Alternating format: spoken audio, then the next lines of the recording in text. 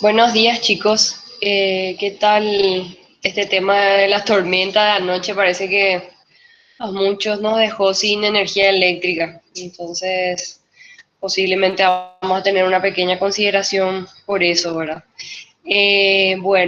Vamos a dar inicio a lo que es la clase de hoy. ¿Verdad? En realidad teníamos que haber terminado ya lo que son glándulas anexas a lo que es el aparato digestivo, pero como la clase pasada se extendió un poco bastante, incluso ahora por el tema de la primera parte de la cavidad bucal, que son los dientes, entonces nos llevó un poquito más de tiempo, ¿verdad? Entonces hoy la clase no va a ser muy extensa, va a ser bastante corta y vamos a tratar de terminar lo que es la siguiente glándula anexa al aparato digestivo, que tiene una importancia sumamente interesante, ¿verdad? Desde el punto de vista funcional principalmente, porque esta glándula de la cual vamos a hablar y que es el páncreas, regula una de las sustancias importantísimas para la funcionalidad de las células en general y del organismo en general, que es la glucosa. Y aparte de eso, también ayuda a la funcionalidad del estómago a través de otras sustancias u hormonas que secreta esta glándula. Bien, yo no sé si me escuchan bien, si se escucha entrecortado. Por favor, me van avisando porque la señal aquí del laboratorio es un poco lenta. Entonces, es un poco complicado. Si no se escucha bien, entonces me avisan, por favor. Se escucha bien, profe. Ah, qué suerte. Bueno, entonces voy a empezar a proyectar mi pantalla y vamos a dar inicio a la clase, ¿verdad? Entonces, hoy vamos a hablar de una de las glándulas, como les había mencionado, que es sumamente importante porque al igual de lo que es el hígado, el páncreas es una glándula anexa al aparato digestivo, ¿verdad? Eh, Anatómicamente tiene una forma alargada y básicamente también tiene una estructura, ¿verdad? Que consta de tres partes, ¿verdad? La primera parte se denomina cabeza, después tiene un cuello, o un cuerpo, y luego tiene una cola, ¿verdad? Que esto es sumamente importante que sepamos porque las estructuras histológicas o citológicas de importancia funcional en lo que es el páncreas, justamente tienen ciertas localizaciones o se distribuyen de mejor manera en esas partes, ¿verdad? Entonces, haciendo un pequeño recordatorio anatómico, ¿verdad? No sé si ustedes ya vieron en anatomía esta estructura, o por lo menos ya habrán escuchado hablar, no tengo idea, ¿verdad? Sí, creo que estamos más o menos en sintonía con anatomía en cuanto a las clases. Normalmente siempre eh, solemos coincidir justamente para que haya ese enlace anatómico y tenga también un enlace histológico, o sea, tenga una conexión y tenga un poco más de sentido para ustedes lo que le estamos explicando, ¿verdad? Porque histología es muy abstracto, la verdad, y peor ahora que estamos con el tema de la pandemia y vemos todo en forma virtual, entonces se complica un poco entenderlo, ¿verdad? Bien, voy a resaltar mi puntero antes de olvidarme para que podamos ver las estructuras.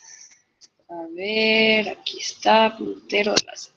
Bueno, entonces, aquí como pueden ver, todo esto que está aquí es el tubo digestivo, es la primera porción del intestino delgado, que sería el duodeno. Fíjense que incluso estas glándulas, tanto el páncreas como el hígado, que está más o menos aquí, ¿verdad?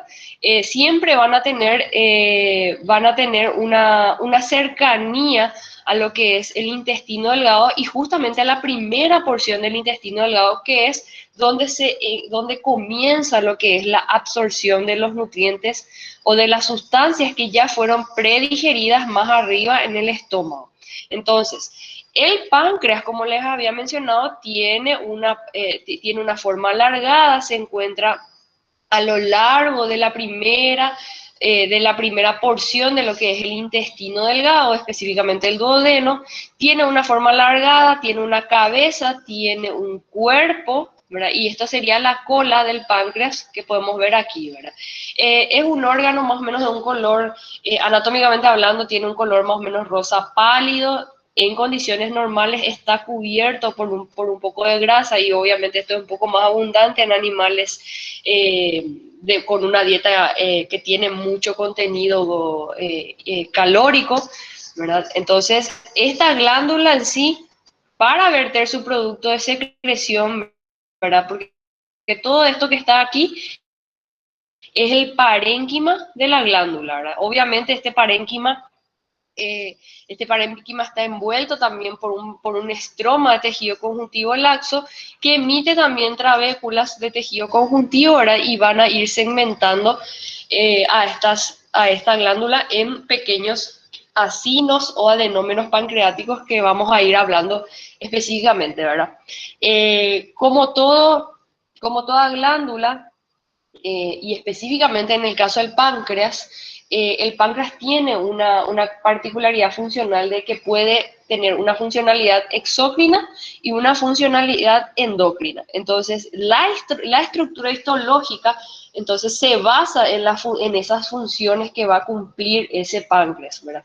Entonces, todo lo que se produce a nivel del parénquima pancreático, entonces se desemboca. Fíjense cómo tienen unos pequeños canalículos, ¿verdad?, que conectan a un conducto pancreático principal, que se denomina justamente conducto pancreático principal, o de Wirsum, la verdad también pueden encontrarlo en la bibliografía, se denomina de esa manera, ¿verdad? Y tiene un pequeño conducto pancreático accesorio o de Santorini, ¿verdad?, que está aquí, que también colecta, vamos a decir, lo que es la secreción pancreática, ¿verdad? Fíjense, todas estas sustancias, ¿verdad?, que son producidas, el jugo pancreático que es producido a través de esta glándula, o por esta glándula, mejor dicho, entonces va a desembocar en una pequeña ampolla, ¿verdad? Fíjense que el intestino en sí tiene varias estructuras, ¿verdad? O varios canales donde se desembocan estas glándulas, ¿verdad? Fíjense aquí como les había mencionado en la clase pasada, ¿verdad?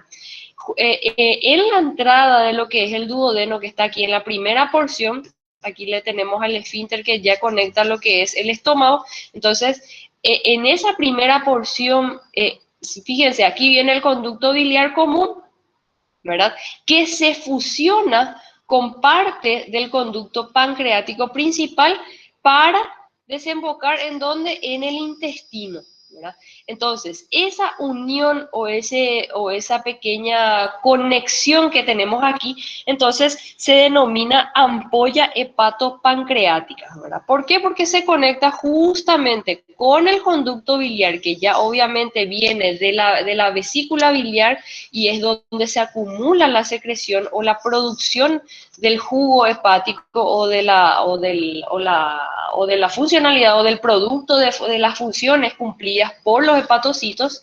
Entonces viene ese líquido, o esa bilis, ¿verdad?, hablando mal y pronto, esa bilis que se va a conjugar con el jugo pancreático, ¿verdad?, para desembocar a través de la ampolla hepatopancreática, y obviamente ese jugo ya entremezclado va a desembocar aquí en el intestino, y es donde entonces tiene su foco de acción, ¿verdad?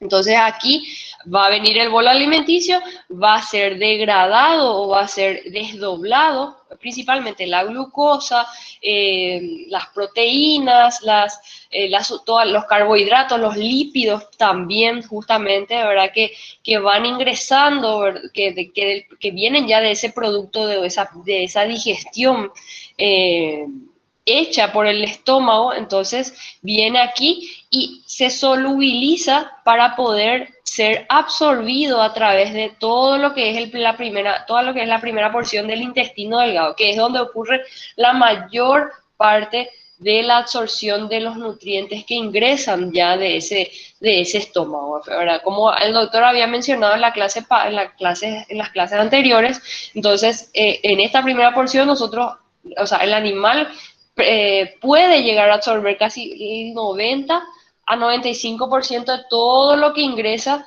en el, ¿cómo se dice? En el organismo animal, ¿verdad? Y prácticamente en la última porción, lo que sería ya el colon y demás, entonces es donde se absorbe el agua y algunas sales que no fueron absorbidas en las primeras porciones, ¿verdad?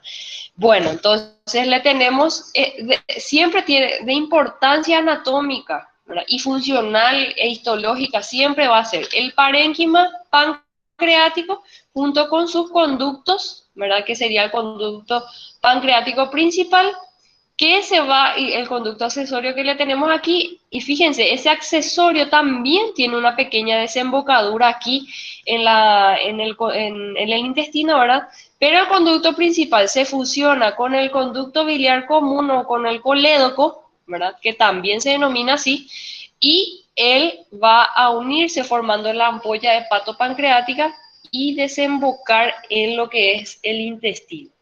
Entonces, anatómicamente no hay mucho secreto, ¿verdad? El páncreas está bordeando, pero incluso está unido con un poco de mesenterio, un poco de aumento incluso, ¿verdad?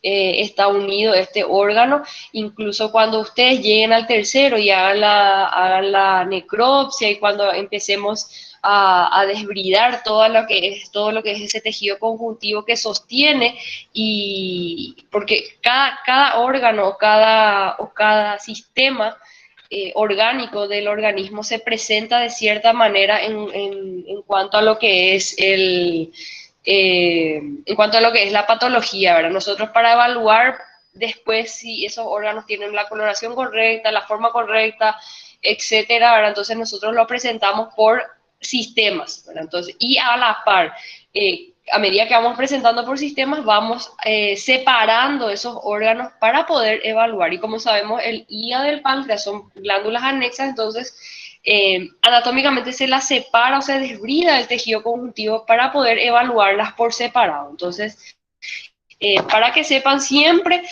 incluso hay muchas veces que uno no le distingue bien al páncreas porque tiene una coloración muy parecida al aumento en condiciones anormales. Entonces, a veces uno quiere confundirse si no tiene mucha experiencia o si de repente no le vio muchas veces al páncreas, entonces lo corta en la mitad o algo así, entonces ahí se pierde un poquito vamos a decir, de tejido, ¿verdad? Pero bueno, siempre cuando tengan la oportunidad de ver algún tubo digestivo o algo así, lo que sería estómago y completamente así el tubo digestivo, siempre traten de fijarse en la primera porción duodenal y ahí van a encontrarle al páncreas. Bien, como había mencionado ahora, el páncreas ahí está justamente, fíjense cómo tiene esa coloración rosa pálida, ¿verdad? Todo esto que está aquí, ustedes están viendo, esto es el aumento, ¿verdad? Y fíjense cómo si uno no tiene mucho ojo, ¿verdad? Va a querer confundirlo, ¿verdad? Con un poquito de grasa, ¿verdad? Pero fíjense, el páncreas es bastante pálido y tiene aquí, la irrigación, ¿verdad? Que es también bastante importante, ¿verdad? Bien, entonces, como les había mencionado, ¿verdad? A diferencia del hígado, ¿verdad? Que el hígado, en los hepatocitos, que son las células del hígado, desarrollan la función exócrina y endocrina, entonces el páncreas, a diferencia del hígado, tiene dos porciones que son porciones funcionalmente diferentes, exócrina y endocrina, que son realizadas por dos conjuntos diferentes de células. Aquí nosotros tenemos dos tipos celulares. En realidad tenemos varios tipos celulares, pero tenemos dos grupos de células totalmente diferentes, como pueden verlo incluso histológicamente, ¿verdad? Que cumplen la función la función exócrina y la función endocrina, ¿verdad? Todo esto dentro del organismo, pero ayudando a lo que es el tubo digestivo y también regulando la funcionalidad de otras glándulas o de otros órganos que no tienen precisamente que ver con lo que es el aparato digestivo, ¿verdad? Entonces, la parte o el conjunto de células, ¿verdad?, que desarrollan esta función exócrina serían los acinos pancreáticos, que son los encargados de producir lo que sería el jugo pancreático en sí, ¿verdad? Estos acinos pancreáticos tienen una producción serosa, ¿verdad?, que incluso suele asimilarse tiene mucha similitud con la saliva, o sea, con el producto de secreción de las glándulas salivales. Tiene una secreción cerosa, prácticamente incolora muchas veces, entonces que obviamente no la podemos distinguir si es que si es que tratamos de hacer la colecta, porque obviamente eso ya se entremezcla con lo que sería la bilis, ¿verdad? Pero si uno hace de repente algún procedimiento, de repente puede obtener un poco de secreción, ¿verdad? Entonces, esa secreción o ese jugo pancreático o lo que sería la funcionalidad exócrina está desarrollada por los acinos pancreáticos, que tienen totalmente una conformación diferente a comparación de la porción endocrina o del grupo de células de funcionalidad endocrina, que se denominan islote o islotes de Langerhans, que es un grupo de células que están unidas. Son varios tipos de células. Normalmente la histología antigua la describía básicamente dos tipos, alfa y beta, ¿verdad? Pero hoy por hoy, gracias a la microscopía electrónica, nosotros sabemos que tenemos más incluso tipos celulares como el beta y delta y C, ¿verdad?, que producen diversas sustancias que vamos a ir mencionando, ¿verdad? Entonces, fíjense, siempre haciendo una comparativa con lo que es el hígado. Entonces, a diferencia del hígado, nosotros tenemos que el páncreas presenta dos porciones celulares bien diferentes histológicamente hablando, que cumplen la función endocrina por un lado y la función endocrina y exocrina, perdón, por otro lado, ¿verdad? Bien, entonces esto aquí a la microscopía básica, entonces uno puede ver cómo ese parénquima está representado por estas dos estructuras. Bien, como les había mencionado, el páncreas exócrino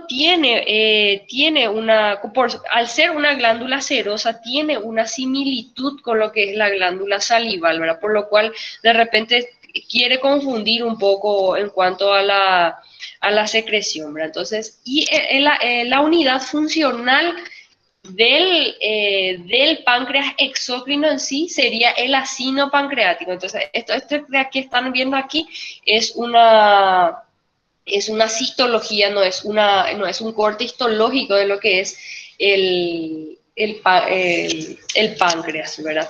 Entonces, el páncreas exócrino en sí, ¿verdad?, está conformado por la unidad estructural denominada acino pancreático o adenómero pancreático, que tienen una forma tubuloacinar o acinosa, dependiendo de la especie, y tiene un epitelio simple. Ahí están justamente, ¿verdad? Fíjense, tiene un epitelio simple de células piramidales, como pudimos ver en la imagen anterior, que era un dibujito un poco más llamativo, ¿verdad? Pero fíjense, estas células acinosas están distribuidas, ¿verdad?, en forma simple, tiene una sola capa de células, ¿verdad?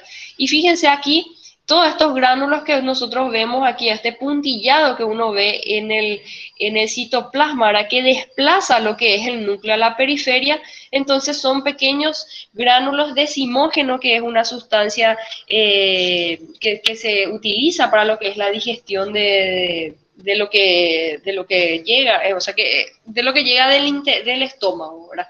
Entonces, esos zimógenos normalmente tienen varias enzimas, que son las endopeptidasas proteolíticas, o sea, son enzimas que van a degradar en cierta manera algunas proteínas como el tricinógeno que tiene que ser desdoblado a tripsina, el quimiotripsinógeno que tiene que ser desdoblado a quimiotripsina y también, o sea, serían las endopeptidasas y tenemos las exopeptidasas proteolíticas que son, por ejemplo, la carboxipeptidasa, la proteaminopeptidasa que digieren proteínas al romper esos enlaces peptídicos, ¿verdad?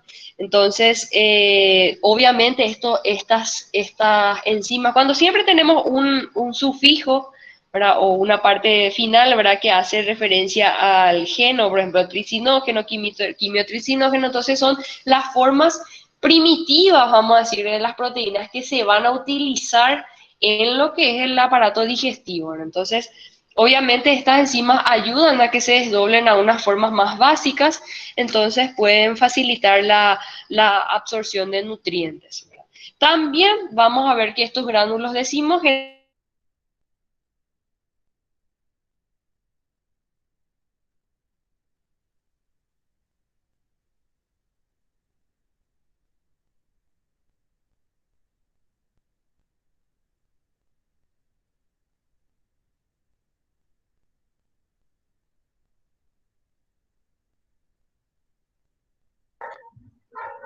Profe, no se escucha.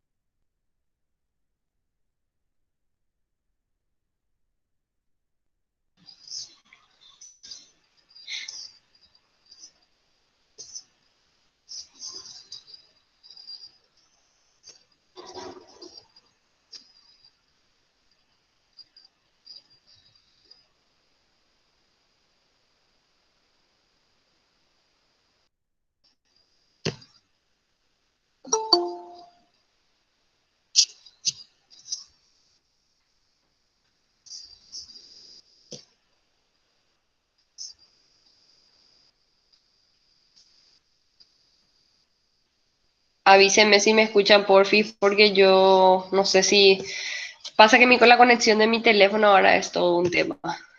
No sé si... Sí se escucha. Ok, Dale. Bueno, voy a presentar de vuelta mi pantalla y vamos a tratar de retomar un poquito. Les cuento que estoy en la penumbra aquí en la facultad. Estábamos con generador nomás aquí en el hospital y no teníamos luego la energía eléctrica. Y ahora parece que se acabó el combustible, no sé, pero lo que sigue, esperemos que la batería de mi computadora nos acompañe. Bien, estábamos hablando de lo que era el páncreas exócrino, ¿verdad? Nos habíamos quedado ahí. Bien, entonces, como ustedes pueden ver aquí, espérenme que voy a abrir la cortina porque no veo nada. Un ratillo.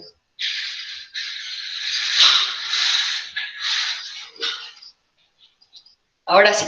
Bueno, como ustedes estaban viendo, aquí tenemos a las células acinosas, ¿verdad? Que son parte de lo que es el adenómero, y sí, el adenómero pancreático, ¿verdad? Fíjense, todos esos gránulos decimógenos que están aquí en la periferia y justamente, fíjense cómo está cercano a lo que es el conducto o uno de los pequeños conductillos pancreáticos que van a desembocar en lo que es el conducto pancreático principal, ¿verdad? Fíjense, todos estos gránulos tienen gran cantidad de sustancias simógenas o de enzimas simógenas, ¿verdad? Que ya estuvimos mencionando cuáles eran, ¿verdad? Que sirven para digestión de diferentes o desdoblamiento de diferentes sustancias como las proteínas. También tenemos enzimas amiloides o aminolíticas, ¿verdad? Que van a desdoblar la alfa-amilasa. Y si ustedes recuerdan más o menos de dónde venía la alfa-amilasa, ¿alguien me puede decir?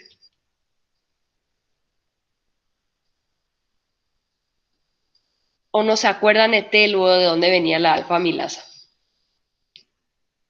¿Se acuerdan que se forma el bolo alimenticio, que por medio de la masticación, la compactación del alimento y se entremezcla con una sustancia que producen las glándulas salivales, que es la saliva?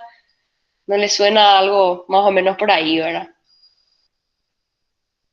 Entonces la alfa-amilasa, que es producida o que está en la secreción salival, entonces que no solamente esa secreción salival tiene una función inmunológica, también tiene una función ya degradativa prácticamente.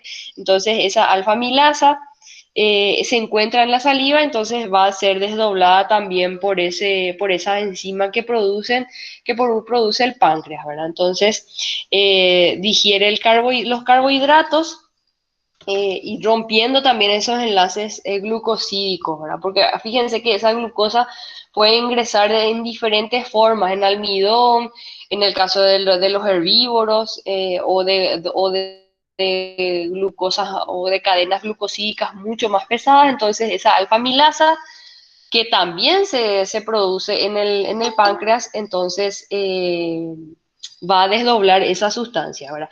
Y aparte de eso también, fíjense la importancia de este páncreas, ¿verdad? No solamente va a producir sustancias para degradar proteínas, para degradar azúcares, sino que también produce sustancias que van a desdoblar o desintegrar lo que son proteínas, azúcares como la desoxirribonucleasa o ribonucleasa, que obviamente son azúcares que vienen de la célula o del núcleo celular en sí, ¿verdad? O sea, digieren los ácidos nucleicos y es importantísimo que esos ácidos nucleicos se vuelvan a desdoblar para que queden libres los nucleótidos y puedan ser aprovechados de vuelta por la célula, ¿verdad? Entonces, esas enzimas digestivas, fíjense, son sumamente poderosas, ¿verdad? Incluso uno se pregunta, ¿verdad? ¿Cómo pueden estar ahí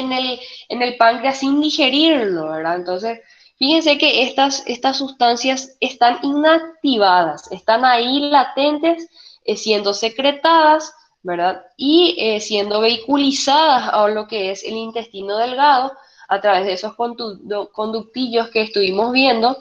Y obviamente esas enzimas se activan cuando ingresan al epitelio o cuando entran en contacto con el epitelio o con el tubo digestivo intestinal. Ni antes No antes, sino que después, ¿verdad? Solamente cuando están en esa porción anatómica e histológica es donde empieza su función, ¿verdad? Obviamente porque por un mecanismo de quimiotaxis también, ¿verdad? Tiene mucho que ver. Bien, entonces, así, ¿verdad? Entonces, fíjense, todas estas, incluso estos gránulos decimógenos son mucho más evidentes en el animal o en el humano cuando está en ayuno, ¿verdad? Cuando no está consumiendo alimento. Y obviamente son mucho más evidentes histológicamente porque obviamente no son secretadas, entonces no hay nada que digerir, entonces no se secretan y obviamente a la coloración, fíjense, este animal posiblemente estaba en ayuno o no estaba ingiriendo alimento o sea, unas horas antes de ser extraído este páncreas para su posterior procesamiento, ¿verdad? Y fíjense cómo son sumamente evidentes esos gránulos, ¿verdad?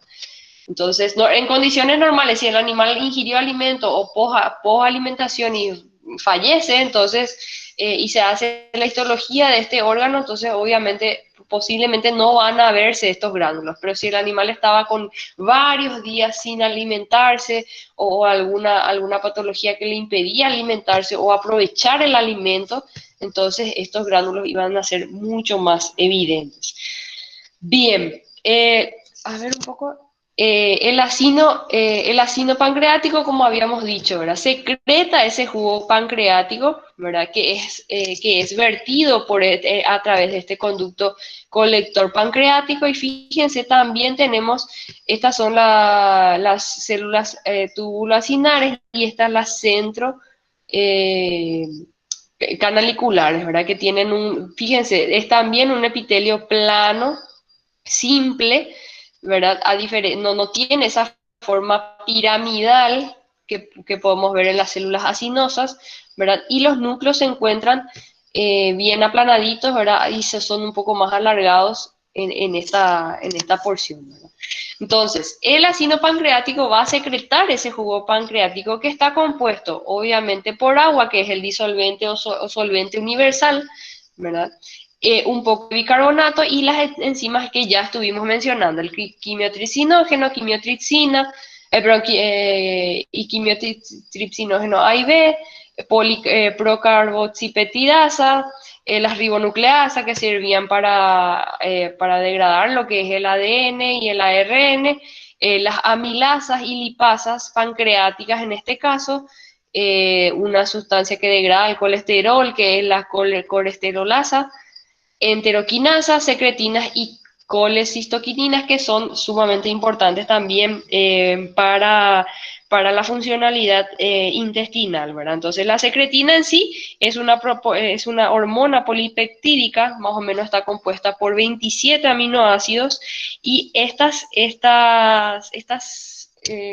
hormonas lo que hacen es ayudarle a ese páncreas a verter su producto de secreción o estimula a las células de los conductos excretores para que puedan secretar gran cantidad de líquido, pero que no tengan gran cantidad de enzimas. En cambio, la colecistoquinina es una hormona que tiene 33 aminoácidos más o menos y le ayuda a las células acinosas para que puedan producir o puedan aumentar el producto de secreción de sus gránulos decimógenos. Bien, fíjense, aquí tenemos otra imagen, otro corte histológico a mayor detalle, ¿verdad? Fíjense cómo los acinos pancreáticos, aquí este sería el tejido trabecular, ¿verdad? Que va separando cada acino, ¿verdad? Fíjense, tiene un epitelio simple, piramidal, ¿verdad? Esto sería un corte transversal. Nosotros estamos viendo la luz de cada adenómero, ¿verdad? O acino, y fíjense, todo esto son pequeños acinos. El corte anterior era un corte longitudinal, entonces nosotros veíamos al acino y con su conducto, ¿verdad? Entonces, dependiendo de la tinción o del grado patológico que presente, entonces se puede ver de esta manera. Fíjense, aquí tiene bastante irrigación, ¿verdad? Que tiene mucho sentido porque obviamente también se vierte su producto de secreción en esa zona. Bien, Entonces, o sea, una parte de ese páncreas tiene contacto con esos vasos sanguíneos, ¿verdad? Bien, eso es en cuanto al páncreas exócrino. Fíjense, nosotros ya vimos un tipo celular que está representado por los acinos pancreáticos. En cambio, el páncreas endocrino tiene un grupo de células, ¿verdad? O pequeños acúmulos de células que se encuentran en forma dispersa en el parénquima pancreático, que justamente se denominan islotes de Langerhans, que es justamente el nombre de la persona que lo descubrió. Y fíjense que cuando vayan leyendo un poquito de lo que es la histología, vayan interiorizándose de los diversos sistemas, van a ver que esta persona o este histólogo descubrió varias estructuras, no solamente al páncreas, ¿verdad? Entonces, de repente vamos a encontrar otras estructuras con su apellido, ¿verdad? Entonces, el páncreas endocrino en sí es un órgano difuso, ¿verdad? Está compuesto por estos islotes o estos acúmulos de células que están distribuidos en forma dispersa entre los acinos pancreáticos, ¿verdad? ¿Y cuál es la función principal de estos islotes o de este páncreas endocrino?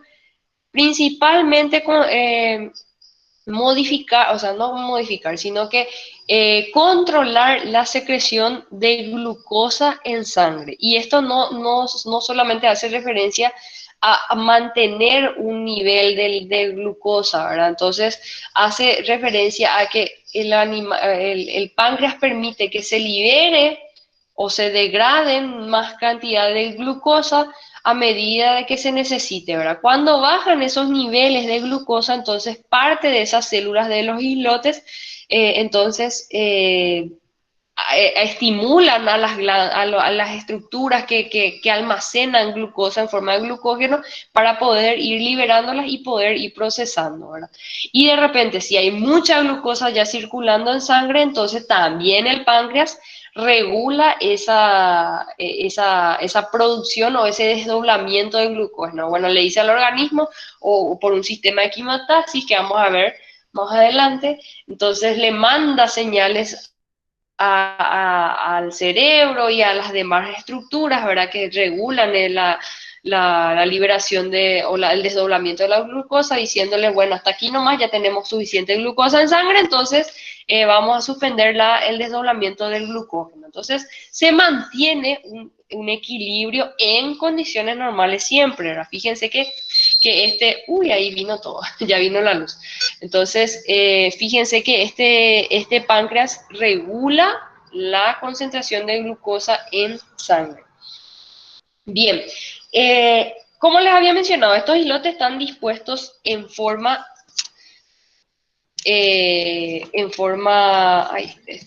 está, en forma, no sé si tengo aquí una imagen, creo que no. Ah, sí, acá. Bueno, fíjense, estos islotes, todo esto que está aquí rodeando a este islote gigante que está aquí, ¿verdad? Son todos los acinos pancreáticos, ¿verdad? Con su gránulo de simógeno. Este es un conductillo pancreático, ¿verdad? Este es un acino. Fíjense la diferencia entre un conducto y un acino, ¿verdad? Siempre el acino va a tener la secreción ahí adentro, ¿verdad? De la célula, ¿verdad? O del acino en sí, ¿verdad? Entonces, fíjense, aquí tenemos al islote de Langerhans, es bastante prominente, se le ve perfectamente en los cortes histológicos, por eso que de repente le da mucho gusto ver un corte bien fijado, bien coloreado de páncreas, porque es bien evidente, ¿verdad? Y normalmente estos islotes pueden tener unas cuantas pocas células, ¿verdad? Que entre ellas alfa, beta, delta y C, pero hay veces que puede tener miles de células, ¿verdad? Que están distribuidas en forma difusa, ¿verdad? En lo que es el islote, ¿verdad? Y fíjense, esta es una coloración de hematoxilina y eosina en la cual nosotros no vemos quién es célula beta, delta, alfa, nosotros no sabemos, ¿verdad? Pero hay tinciones especiales, ¿verdad?, que permiten diferenciar a los tipos celulares del páncreas, ¿verdad? Mejor dicho, del islote, ¿verdad? Que justamente está aquí, ¿verdad? Fíjense, de vuelta, un ácido pancreático, aquí tenemos a los vasos sanguíneos, ¿verdad? Y fíjense, aquí tenemos al islote de Langerhans compuesto por diferentes células. Le tenemos a la célula alfa, a la célula beta, que está aquí, a la célula gamma, que está aquí. Pero no, creo que esa es la delta, o creo que algo así es, ¿verdad? Entonces, le vemos de diferentes coloraciones, ¿verdad? ¿Y con qué coloración nosotros vamos a ver esta diferenciación? Aclaro que esto no siempre se puede lograr en todos los cortes histológicos, ¿verdad? Pero normalmente hay preparados como con formol o con metanol o con diferentes alcoholes en diferentes graduaciones, entonces que permiten la penetrancia y la capacidad de fijación y coloración de estas estructuras, ¿verdad? Y no siempre se tiñen de manera correcta porque justamente no tienen afinidad con el colorante que usamos de rutina. Por eso en este caso, por ejemplo, para ver a estas células que están aquí, ¿verdad?, de diferente coloración, y es por las sustancias que secretan, nosotros necesitamos primeramente fijar con un fijador de Zenker con Zenker y formol, que es obviamente por el denominado Zenker formol, porque el que diseñó este protocolo le puso su nombre, ¿verdad? Y luego de fijarlo, extraer todo el agua de esas células, entonces se procede a la coloración con el método de Mallory-Assam, que es en el cual podemos identificar tres tipos celulares que ya estuve mencionando, ¿verdad? Le tenemos a la célula alfa, que está aquí, que se va a teñir principalmente, aquí le dice que se va a teñir, en la literatura dice que se tiñe de rojo, pero aquí le estamos viendo de azul. Normalmente las células beta se tiñen justamente de un pardo anaranjado que más o menos coincide con lo que vemos aquí, ¿verdad? Y en las células delta justamente se tiñe más o menos de un color azul, ¿verdad? Está un poco al revés esto, pero aquí está azul, ahí está, justamente. Es un azul más o menos evidente, ¿verdad? Entonces, se pueden llegar a teñir estos colores y uno puede llegar a evidenciar esto en los cortes. Y esto es sumamente importante para poder ver si realmente estas células son funcionales, porque como les había dicho, esta parte del páncreas es la que va a regular la secreción y los niveles de glucosa en sangre. Entonces, nosotros habíamos mencionado que tenemos varios tipos celulares. Anteriormente y a la microscopía óptica normalmente solamente identificábamos dos tipos, que eran las células alfa o A y beta o B, ¿verdad? Pero hoy por hoy ya podemos ver también a las delta, a las F o PP, y también hay otras células de menor importancia funcional, ¿verdad? Entonces, ¿qué van a secretar estas células o cómo van a ir regulando la glucosa en sangre, ¿verdad?, a través de la secreción de varias sustancias? Entonces, las células alfa que le tenemos aquí van a secretar al glucagón. Entonces, esas células alfa o A constituyen más o menos entre el 5 al 20% de la población insular. O sea, en la isla o en el islote de Langerhans podemos encontrarle hasta un 20% a estas células. Y están más o menos en la periferia, como ustedes, no quiero retroceder, ¿verdad? Pero como si ustedes recuerdan el islote anterior, fíjense que estaba en la periferia de la isla, ¿verdad?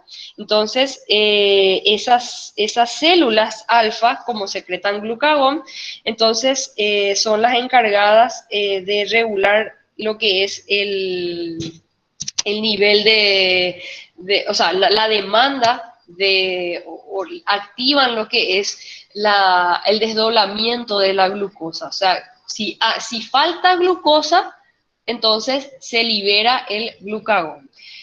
Luego le tenemos a las células beta o las células B que secretan la insulina.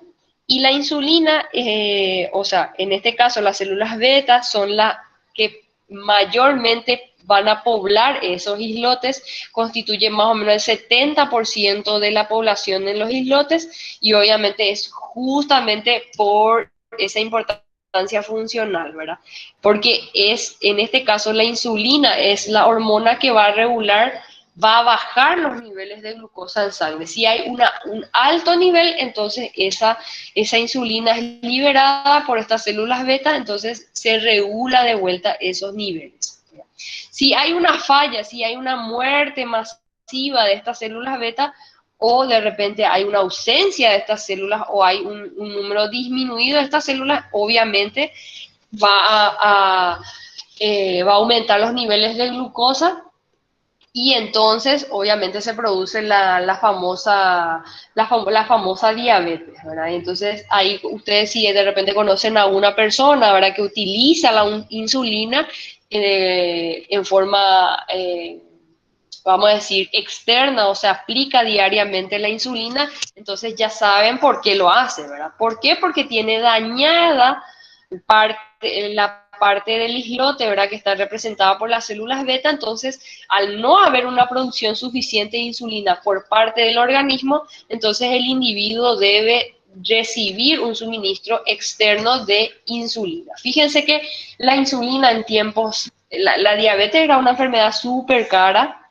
carísima, ¿verdad? Porque justamente esta insulina no se producía en forma sintética, ¿verdad? Entonces se extraía de animales o de cultivos celulares. Entonces, para mantener un cultivo celular vivo y utilizar insulina orgánica, hablando mal y pronto, entonces eso tenía un proceso bastante oneroso, bastante caro. Entonces, obviamente, la mayoría de las personas, cuando se descubrió recién por lo menos la enfermedad de la diabetes, entonces, obviamente morían. ¿Por qué? Porque la producción de insulina era bastante cara y no era accesible para todas las personas. Hoy por hoy la insulina se produce en forma sintética, entonces es mucho más fácil el tratamiento, especialmente en las personas, ¿verdad? Bien, entonces, de importancia funcional cuando lleguen al segundo y den lo que es fisiología, siempre recuerden que las células importantes o más importantes, diría yo, en cuanto a lo que es funcionalidad pancreática, entonces serían las células alfa y las células beta que secretan glucagón y secretan insulina. El glucagón, ¿qué hacía? Estimula la movilización de glucosa en las reservas o a través de las reservas de glucógeno, o sea, estimula que se pueda producir mayor cantidad de glucosa por las células alfa. Y luego le tenemos a las células beta, ¿verdad?, que van a regular el nivel de glucosa en sangre, ¿verdad?, a través de su hormona que sería la insulina.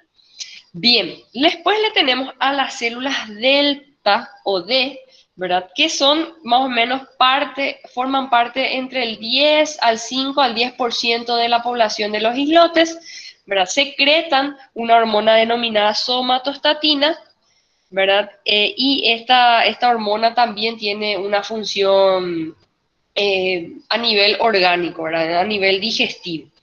Y luego le tenemos al péptido inhibidor gástrico, que es secretado por las células FOPP, ¿verdad?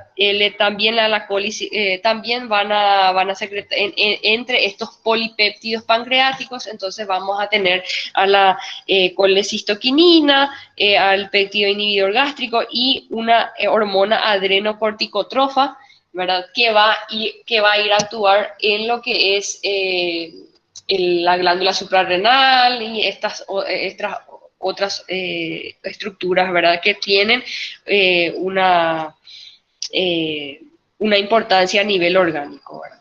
Bien, entonces, para saber, tenemos entonces población de los islotes de Langerhans, están las células alfa o A que secretan glucagón, encargado de liberar o movilizar esas reservas de glucosa en forma de glucógeno. Las células beta, que van a regular el nivel de glucosa en sangre a través de la secreción de la insulina, las células delta, que secretan somatostatina, y las células F o P que van a secretar o estimular la producción de polipéptidos pancreáticos. Fíjense, este era, como les había mostrado anteriormente, ¿verdad? Ahí está, justamente aquí. Le tenemos al islote, fíjense que es sumamente evidente, es totalmente diferente a lo que es el páncreas exócrino. Solamente esta porción sería el páncreas endocrino, pero a pesar de ser una pequeña porción, es funcionalmente hablando sumamente importante.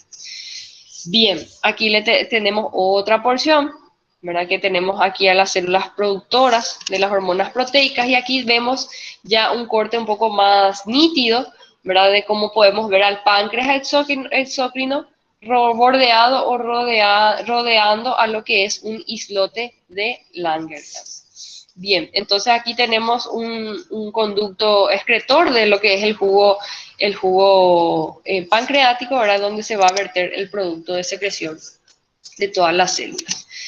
Bien, aquí le tenemos, fíjense, esto sería más o menos, vamos a decir, esto que está aquí son las células pancreáticas acinares, las células alfa que se encontraban en la periferia, las células beta que se encuentran más o menos en el centro, que forman parte prácticamente completamente de lo que es el islote de Langerhans. Fíjense, ahí le tenemos a un mejor tinción, ¿verdad? Fíjense aquí cómo son un poquito más pardas o rojizas, ¿verdad? Este sería justamente la coloración de Maliori que habíamos mencionado, ¿verdad? Fíjense cómo son mayormente numerosas, ¿verdad? Con respecto a las demás células. Fíjense, aquí le tenemos todo esto que está aquí son los acinos pancreáticos, y fíjense, todo esto que está aquí en color pardo o rojizo serían las células beta. Apenas estas que están aquí, más azuladitas o liláceas que están aquí, serían las células alfa. Aquí tenemos incluso esta es una tinción de inmunohistoquímica, ¿verdad? En la cual uno puede teñir o puede, por ejemplo, es una técnica citológica, histológica, ¿verdad? Que permite a través de marcadores, ¿verdad? Químicos, entonces señalizar células de nuestro interés, ¿verdad? Y justamente esto ayuda a determinar cuánta población celular o qué porcentaje de ese islote es aún funcional en el páncreas, ¿verdad? Y esto es sumamente importante, estos estudios se hacen las personas que tienen esta patología, ¿verdad? De la diabetes. Entonces, fíjense que incluso realmente en los animales no se hace mucho esto, ¿verdad? Porque básicamente yo por lo menos nunca vi, no sé si alguno habrá escuchado hablar, pero yo por lo menos no, según lo poco que pude todavía recorrer en este mundo de la veterinaria, yo no vi que a algún animal se le suministre así en forma periódica la insulina, ¿verdad? Porque a lo mejor sería un poco más de utilidad en el humano que en los animales. La verdad que desconozco de algún caso que utilice insulina, ¿verdad? Pero fíjense, si hablamos de lo que es la patología humana, ¿verdad? Esta tinción, ¿verdad? Permite identificar qué células o cuánto de esa población, de ese islote, aún es funcional. Entonces ahí se van probando diversas terapéuticas para poder ayudar a estos que quedan, ¿verdad? Normalmente estos que quedan son los que son bien evidentes, se colorean específicamente con lo que uno busca, ¿verdad? Bien. Y bueno, entonces con esto nosotros cerramos lo que es aparato digestivo. Nosotros con esto ya terminamos lo que es el contenido de aparato digestivo, y yo creo que vamos a ver cómo, de acuerdo al cronograma de clases, vamos a ir viendo cómo continuaría, ¿verdad? Bien, si tienen alguna pregunta, alguna duda, si requieren de algún repaso, de alguna estructura digestiva en particular, entonces nosotros podemos armar un pequeño repaso y de repente ver también si es que para recuperar esa clase del sistema mononuclear fagocitario que está ahí pendiente, que voy a ver si de repente la puedo desarrollar con el permiso del doctor. Bien, preguntas con respecto a páncreas, ¿alguna duda?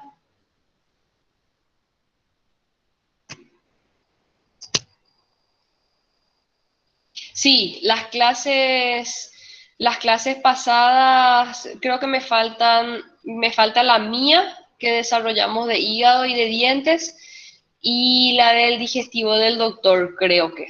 Y justamente con la clase del digestivo del doctor fue que tuvimos el primer inconveniente con la plataforma, que es lo que no pude subir aún, ¿verdad?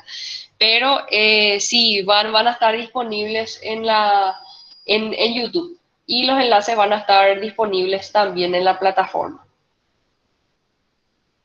Yo creo que en el transcurso de esta semana, a más tardar. Nuestro examen, nuestro segundo parcial, que no sé por qué regla de 3 está tan en el fondo, ¿verdad?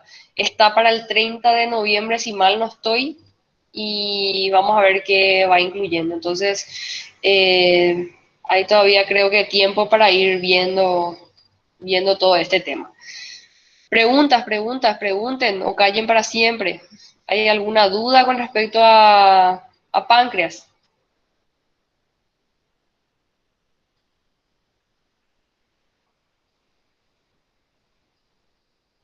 ¿Estamos bien?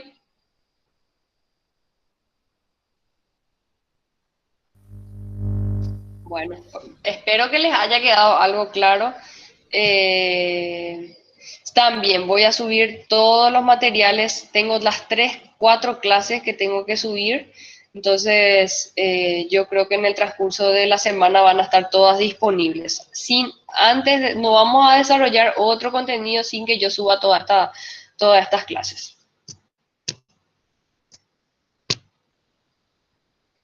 Bueno, entonces si no hay preguntas, entonces nos vemos en la próxima clase. Muchísimas gracias por la atención